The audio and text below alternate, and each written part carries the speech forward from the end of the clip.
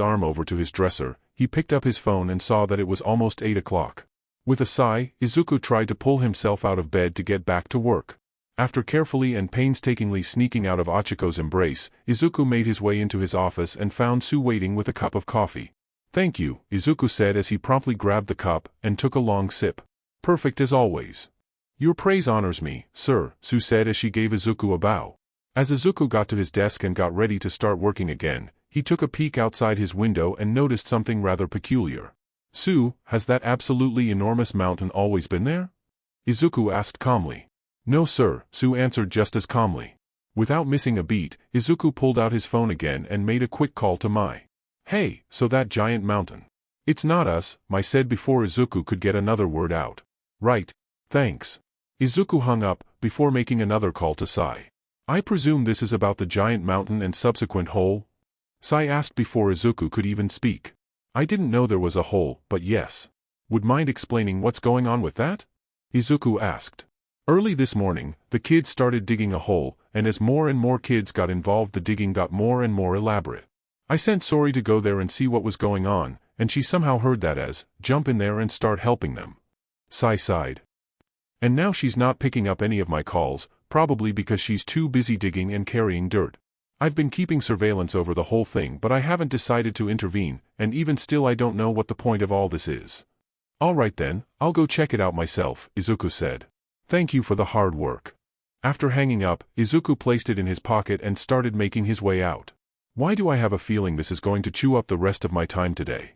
The site around the hole had turned into a full-out construction zone. Grim had joined the workforce, carrying out dirt en masse along with some of the kids, while Grim worked with the other kids to continue digging. Yami standing on the outside acting like a mini-foreman.